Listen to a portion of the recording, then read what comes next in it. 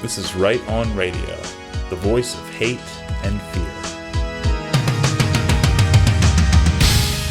Welcome to Right On Radio. My name is Daniel Friedberg. And I'm John Morgan. And today we're also joined by Alexander Markovics from the Austrian Identitäres. Welcome, Alexander. Welcome, everyone. It's great to have you back on the show. You were one of our earliest guests, and that particular podcast was very popular. So we thought we'd check back with you what you guys been up to in Austria. I know you have a lot of activities all the time and are doing a lot of good work. And so maybe you could start by telling us some highlights of your latest activities. Yeah, so our most popular action in the last days was our so-called aesthetic intervention at the Audimax at the University of Vienna. You have to know it was at the play Die Schutzbefohlenen, The Wards by Elfriede Jelinek, who is something like an icon of liberalist dramaticism and refugee welcome propaganda in Austria. And yeah, therefore we stepped in when the play began with a banner where was written on "Bigots, your decadence is our downfall," and spilled some artistic blood on the transparent and shouted the slogans to the audience of the play. So since the play is all about welcoming refugees even after the terrorist plots in Brussels and also Paris, for us it's actually a hypocrisy to now still stage this play, which is something like a propaganda for open borders. Yeah, so we interrupted it and actually caused a lot of trouble since we really hit the monster in its heart. Okay, and yeah, we're actually able to cause a huge uproar in Austrian liberalist and leftist media. Sounds excellent, and sounds like a very, very good action. And, yeah, I mean, you guys are kind of using the techniques, the old techniques of the 68ers against them now. Absolutely. Which I think is great. In the first interviews after our action, we have always been asked if this is some kind of reminiscence to the Viennese actionists in the 60s around Otto Mühl and other guys. And yeah, yes, for sure. When you think about the techniques of the 68ers, somehow interrupt the former hegemony on the one hand, and on the other hand, to cause public unrest with creative actions, which are actually not involving violence, but are somehow peaceful and humoristic. You could actually compare our action to it. Well, can I ask you, though, in one of the reports that I read about the incident, I mean, I understand how journalists tend to exaggerate or even invent things in their stories to try to make people on the right look bad. But one of the reports I read claims that there was actually a fight between some of the identitarians and people in the audience. Is that actually true, or is that something they made up? It's actually not true, since we went in with 40 people into the play, and we also had some people sitting in the audience with some GoPro cameras, so just to save a realistic picture of our action for cases like this one. And yeah, when we actually went in, some Antifa guys and left-wing extremists tried to attack us, but we also had some guys to secure our action, and they actually just pushed those people trying to attack us back, but they didn't use any violence besides pushing them to the side. So yeah, we didn't actually use violence. Yeah, it was. I assumed that was probably true, but we all know how the media likes to exaggerate and distort these things. Absolutely, yeah. It was actually even the coverage of the media was actually also very hypocritic, because just 4 years ago, the Audimax, the very same place where we made our aesthetic intervention, was occupied by left-wing extremists for more than a year, and they also caused more than 1 million euros of damage actually to the place. So you have to know, after 2 months, when some left-wing extremists are sitting there and also some self-proclaimed refugees, you can actually imagine that the place was a totally mess. So it stank there. There were excrements all around, things like that. And actually, those guys were the brave protesters in the eyes of the media back in those years. And when we actually went in there, made an action which lasted for actually maybe 10 minutes, and then went out afterwards, we were the evil Audimax occupiers. So it's also yes. hypocrisy. Yes. in this. Hardly surprising. Yeah. So when we did this, we were actually compared to the Sturmabteilung DSA in National Socialism, and they said, okay, the Nazis began with the same stuff back in those days. So it was totally ridiculous. Yes, we all know how the Nazis were very famous for interrupting plays. Yes. Yeah, it's kind of typical. It never surprises me how it's always in some ways possible for the left to be able to make some really far-fetched connection to the Nazis, pretty much whatever you do.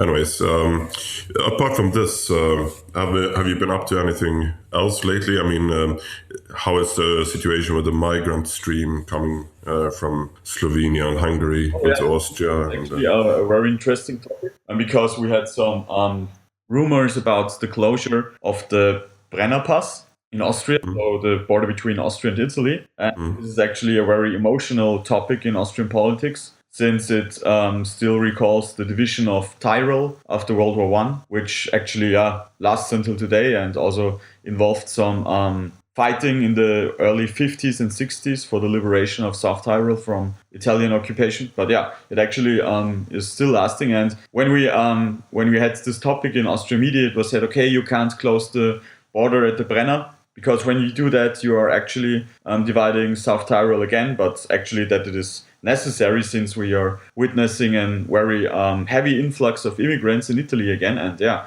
when they want to come to Germany, they somehow have to pass Brenner. So yeah, the Austrian government decided now to don't close the pass. So we will maybe have some very nasty surprises in upcoming summer. But on the other hand, you also have the border with Slovenia, and there you had the Austrian border fence with a hole in it on purpose, because they actually had some piece of the land where the fence was erected was owned by a farmer, and it was actually a quite leftist farmer. So he said, okay, I won't let the Austrian state build their fence, and he actually came through with that. So the fence actually has a hole in it. And that's totally ridiculous. I mean, how can a landowner forbid his own nation from building a border fence? Yeah, it's stupid. And now we actually have military there at the border, but the military there is not there like in Hungary to actually defend the border, but they are just standing there and controlling the influx of immigrants. So they are controlling the passports of the people. And those who are actually on the list of Interpol get arrested and pushed back. But most of them are entering our country with human traffickers illegally either. So yeah, it's also some kind of strange. And actually in Austria, in the Austrian public, it's somehow perceived as the border would be closed, but it's not like that. Yeah. We are now, after our actions at the Audimax and the Burgtheater, where we also interrupted the same play by Elfriede Jelinek, but this time by climbing on the roof of the Burgtheater and then throwing leaflets to the public entering the play. It was somehow...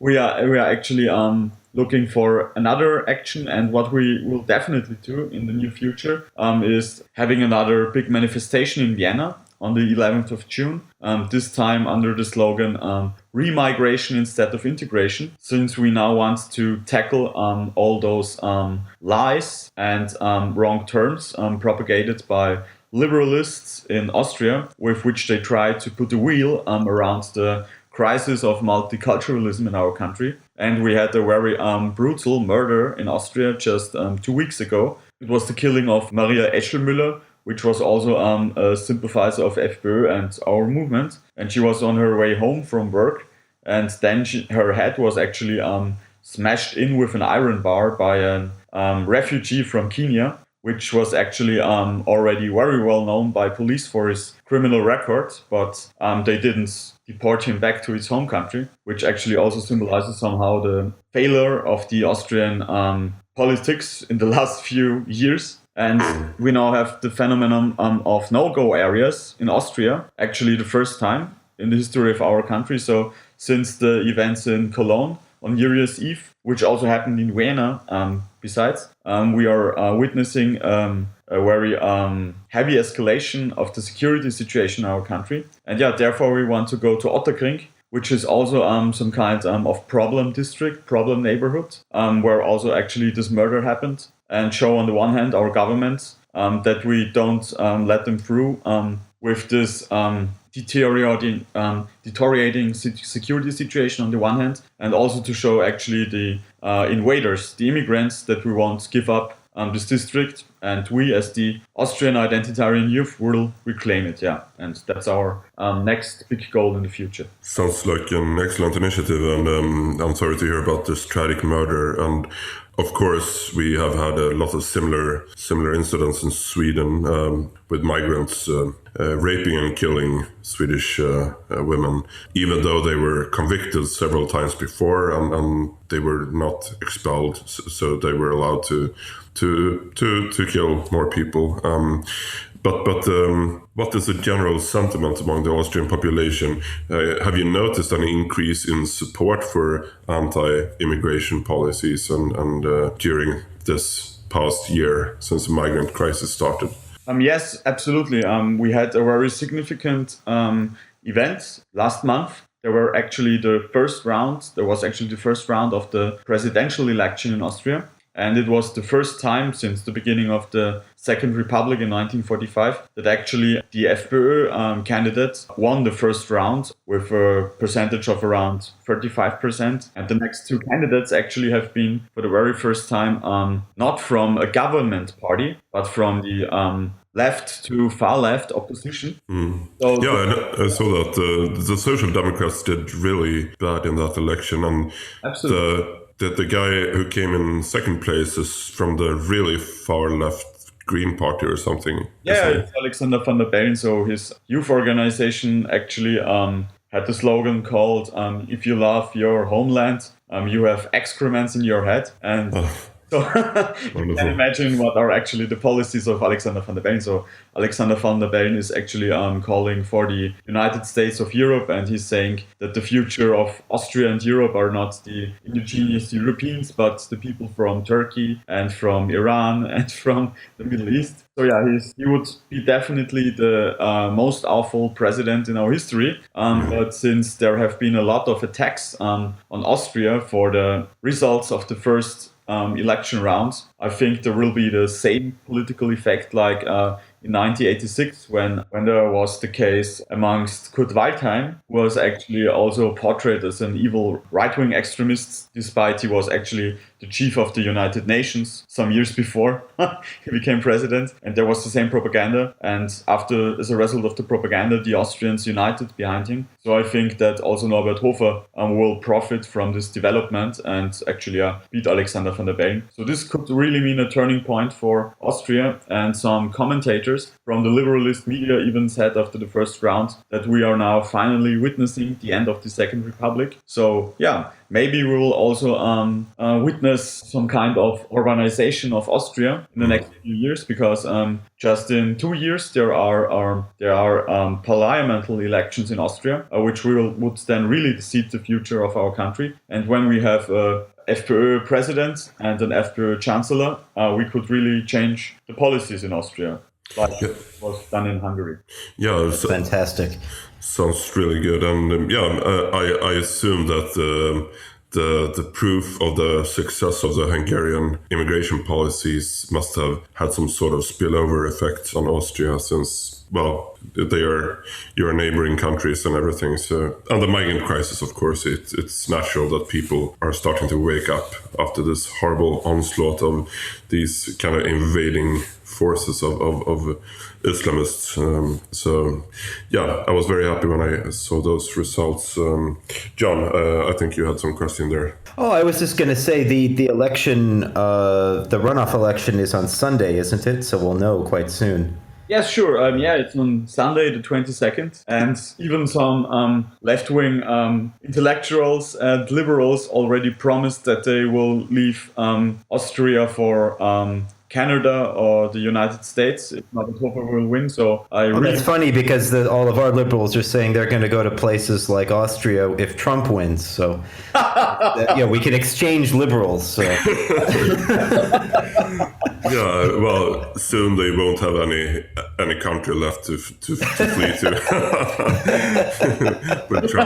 with Trump as president of the United States and well, maybe Canada. Canada seems like a pretty hopeless case, Yeah. but Absolutely. all the liberals can go to Canada and have their multiple. Miley Cyrus and Elfriede Jelinek. This would be really, really horrible. Yeah, or Canadians. But you have a very good feeling about Hofer, that he has a very good chance. Yes, I have really a good feeling about Hofer, especially since some kind of new polarization happened in Austria just recently. And when you're asking the people who are actually supporting Norbert Hofer, they are really convinced by him and they really think that he will be the new hope for Austria. And on the other hand, you have the supporters by Alexander van der Bellen, which you can, for example, meet in the inner districts of Vienna. And when you are asking them why they are actually supporting van der Bellen, is that they are actually not convinced by him, but they are only going to vote for him because he somehow can prevent Norbert Hofer's rise to power and prevent the Third Reich. So I think since actually they are not very convinced by van der Bellen, actually also their campaigns are not that convincing. For example, the Greens just hosted a commercial for Alexander van der Bellen in the internet where they actually told young hipster guys starring in the video, okay, you have to call your mom, your dad and your grandmother to vote for Alexander van der Bellen because that can change the future of Austria. And in this video it was very curious. They also said that actually all the old people in Austria are some kind of totally stupid and they can't think for themselves. So yeah, I think since this also caused some kind of rumor and all the propaganda for Alexander van der Bellen somehow went in this direction, most Austrians are actually really pissed off by his current campaign. So I think the chance is rather great that Norbert Hofer will win this election.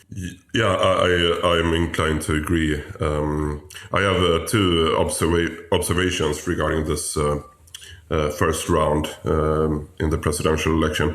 First of all, it's kind of a sign of the times that we are moving towards a more polarized political landscape in all of Europe and the Western world. I mean, we have the same situation in the US with Donald Trump versus Hillary, and in pretty much every Western European nation, we are moving towards more polarized landscape with radical leftists against nationalists, national conservatives, basically nationalists versus globalists, because all the radical leftists are globalists nowadays, even though it's a kind of curious situation since it's not really in the interest of the working class to... Well, except for a few of them in places here like Hungary, but they're kind of the exception. Both Hungary and the rest of Eastern Europe are, the exception. So, and that is my first observation, and I'm very happy for that polarization to happen because it's about time. It kind of makes politics interesting again after many decades of a lot of centrist parties and basically clogging up the democratic. The parliamentary scene in every Western European country, making it impossible basically for any real opposition party to get in. And my second observation is that I'm very happy that the radical leftists got in second place because it makes it more difficult for the centrist voters to support him just to not having to vote for Hofer. So Hofer is definitely... I totally agree with your conclusion that Hofer has a real chance of winning this. And I'm very happy it was this radical leftist instead of the third place candidate, because both of them were very close. I don't remember the name of the candidate that came in third place. It was Irmgard Chris. Yeah. She was kind of female van der Bellen with more economics orientation. But yeah, she actually lost too. Yeah, and she was a bit more centrist, right? She wasn't as far left as... No, she was not that far left. She was really more centrist. And she also was more some kind of reasonable and less polarizing. So Norbert Hofer actually had luck with having Alexander van der Bellen as opponent. Yeah, that's for sure. Yeah. So That was excellent news, and we are definitely going to follow the election on Sunday. I was just going to ask Alexander. Of course, we're all aware of the FPO's position on immigration, but I was just curious. What do you expect in the event of an FPO victory?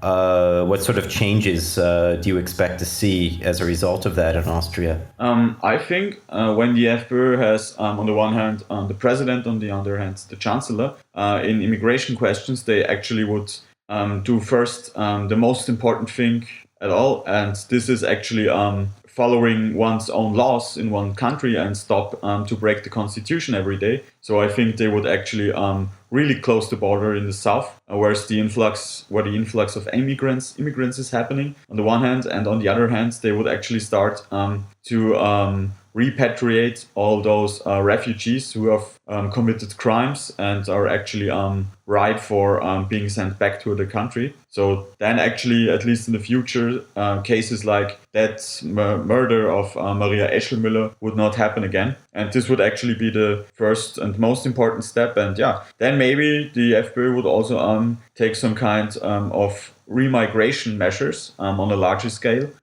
For example, as in Austria, last year, 100,000 of people simply went into our country and are now staying there. And as a result of that, we have huge security problems and also a huge problem regarding the future of radical Islamism in our country, since they are actually feeding it with great speed. So I think the FPÖ would actually have at least a tougher stance on that subject, and also try to bring the state back in a sense of protecting the life of one's own citizens. So that would be my hope with the FPÖ. And I think they will fulfill these hopes. And when they won't do it, there's still a very strong Identitäre movement in this country, who then can actually say, okay, we have these and that problems in this country. Please do something about it. Exactly, and that's a very good position that you're I mean, FPÖ is a very good parliamentary tool to reach certain political goals, but it's still very important to have this non-parliamentary movement like the Identitäre movement to kind of be some sort of watchdog, making sure that we won't ever be satisfied with just decreasing the migrant flow or just some sort of half measures that will not in the end save Austria or Europe, that will keep demanding a complete, as complete as it can be, remigration process and so forth. So I think that's very good. Anyways, we're kind of halfway through this podcast right now, so we're going to music break, and after the break we'll continue to discuss the future of Austria and the Identitarian movement in general. And before that, we're going to listen to Frigga's Web from the Swedish neofolk group Hagalaz Runedance. Talk to you after the break.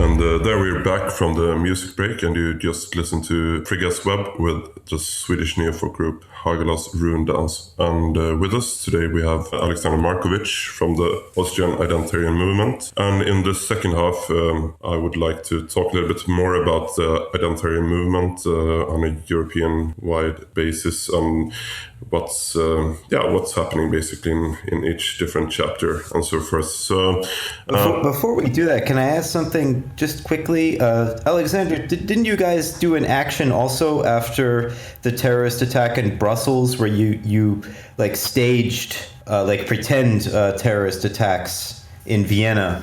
Yes, around absolutely, the same time? That's something else I read about. To the biggest shopping mall in Vienna. It's called Maria-Hilfer-Straße, and there we staged an ISIS beheading. And as a result of this beheading, I think it just lasted for some minutes. Several hundred people gathered around us, and there were even some left-wing extremists actually trying to sabotage our action, but yeah, they failed, and it also became well known in Austrian media. That's good that you're calling attention to the. Well, there was also like a case where you had some people lying on the ground as if they were dead bodies from a terrorist attack. That was after Brussels. So the action I spoke about was after Paris and after Brussels. We also made the action with the. You told about with the people lying on the ground, and this action we did in front of the party centrals of the Greens and the Socialists in Vienna. So yeah, it also caused some rumor, but it was not that well hated as our last action with the beheading, because those images of people beheading other people with refugee welcome shields around their necks was somehow more provoking for the leftists than the other action. Well, I think on the second action, you actually held signs saying like, Reds, this is because of your work or something like that. I'm basing this on the articles I read, so maybe that was misreported, but... Yes, no, it was also about confronting the leftists with their own propaganda. And we also said the second time, that actually Feynman and also Michael Häupl are actually guilty for those victims in Paris and in Brussels, because this could only happen due to their own immigration policies. And it actually also caused some rumor, and I think it's actually very important that you don't only blame the terrorists, but also those guys who actually enabled the terrorists to do that. And it was, for example, during summer 2015, it was no problem for terrorists from ISIS to drive over the Austrian border with Kalashnikovs in your vehicle and with some TNT. So yeah, it was totally sick. And yeah, therefore we are also pleading for that Werner Feynman and now our new Chancellor Kern, those people who are actually responsible for those immigration policies, that they sometimes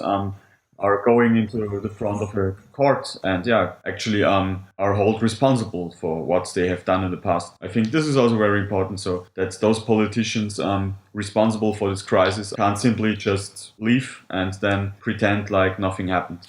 That's very important indeed, and I think that's very important overall in all of Europe, especially Western Europe, which is worse off than the eastern half of Europe, that politicians and journalists that have been advocating this mass immigration for decades now, that they have to realize that we will not forget what they've done, and they will be held accountable for their anti-European policies and actions, and we will simply not forget, and we will not forgive. Yes, I mean, they're actually worse than the refugees, quote unquote refugees themselves, because they wouldn't be coming here without the complicity of these.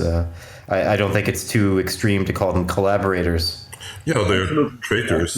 Traitors to Europe. Something I've been wondering about actually is your current border control. Do you let in people without any papers, or are there the migrants, the so-called migrants? I mean, we all know that they are basically invaders.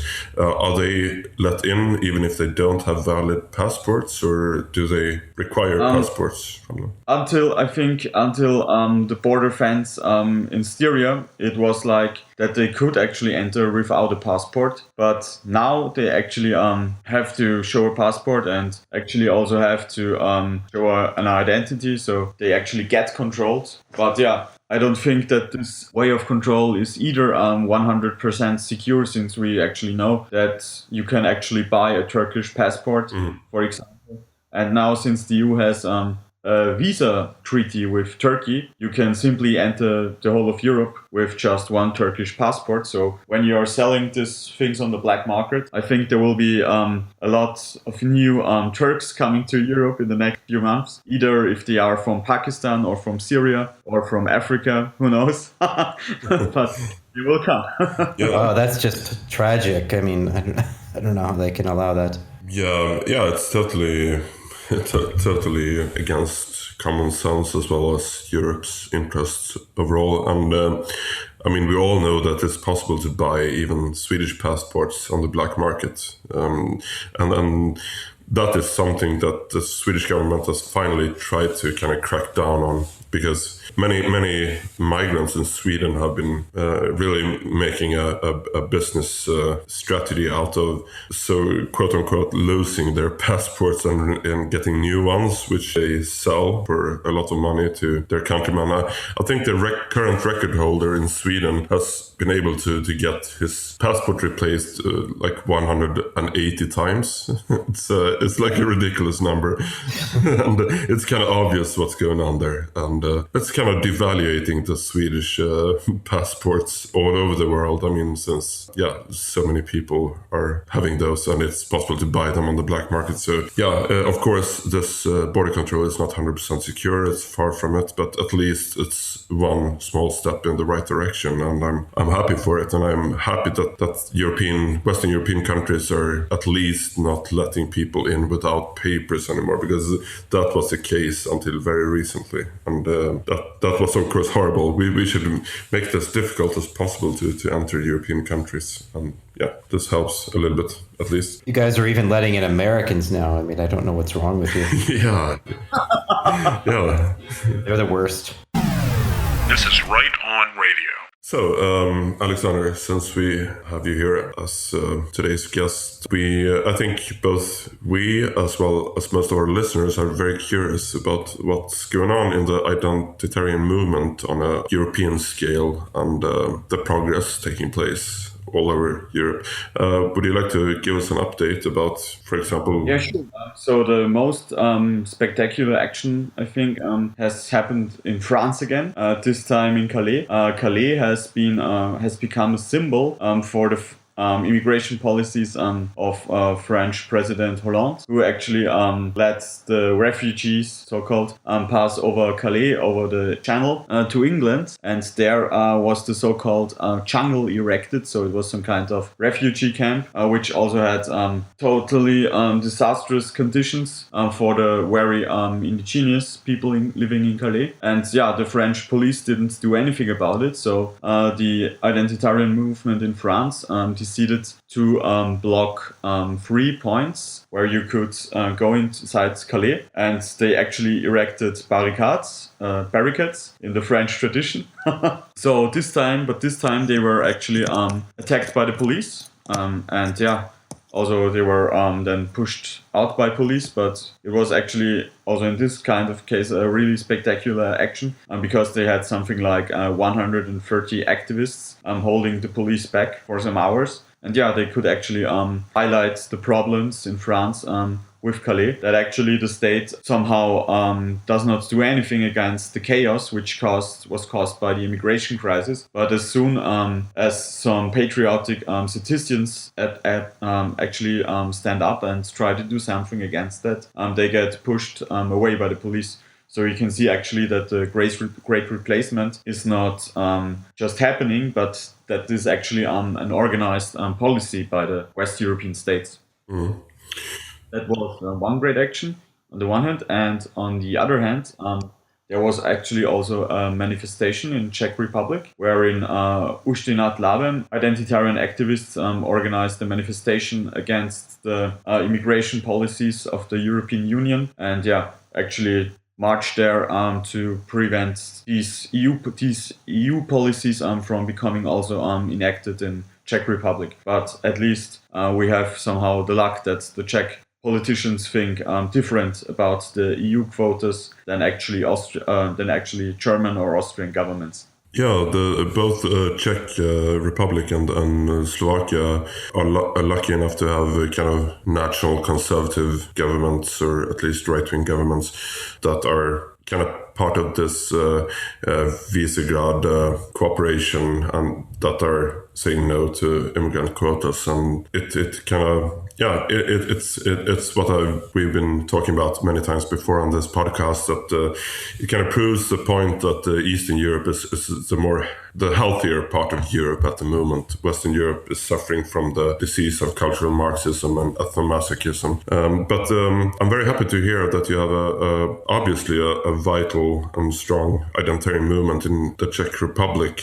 What about Slovakia and Hungary and other neighboring countries? Do you have any presence there? As far as I know, in Hungary and in Slovakia, you don't have an identitarian movement. But I think this is simply because there already are existing some patriotic movements who are actually also very strong, like, for example, the Jobbik movement in Hungary, or you also have certain patriotic movements in Slovakia, which actually, as you said before, managed to put up something like the V4 states, the Visegrad states, and the alliance of those states. And therefore you don't have an identitarian movement there. But actually you have in Germany also stronger and stronger growing patriotic opposition. Not only in the form of the identitarian movement or Pegida, for example, but also in the case of the so-called movement 1%, which is also directed against the policies of Angela Merkel and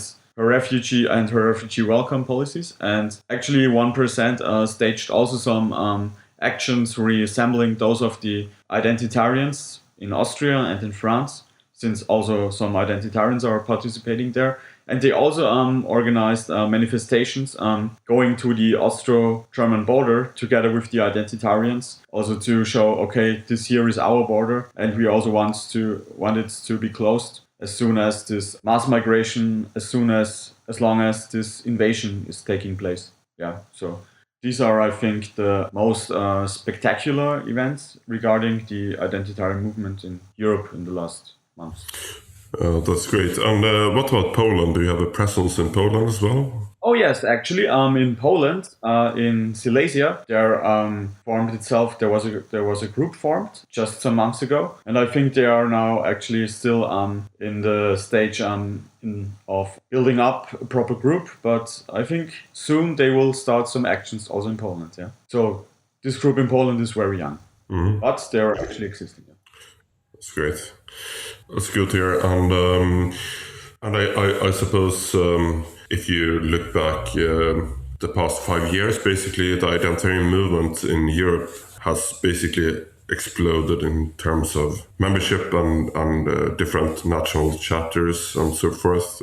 What is your opinion on that? Yes, absolutely. So alone in Austria, we have improved our membership numbers by 5 times from, I think, something like 200 members in 2015 to now more than 1,000 members in 2016. So yeah, we actually really improved since as a consequence of the immigration crisis on the one hand, and on the other hand, as a consequence of our actions directed against it. We now have not only chapters in the big city of Austria, for example, but also in the more rural areas.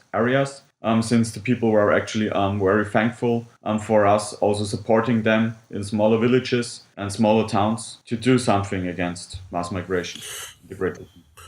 That's very, very good to hear. And what would be your advice to? I mean, we have a lot of young people listening to our podcasts who have realized the problems of the modern European societies and the problems with migration and so forth, and are kind of ready to do something about it. They want to get active.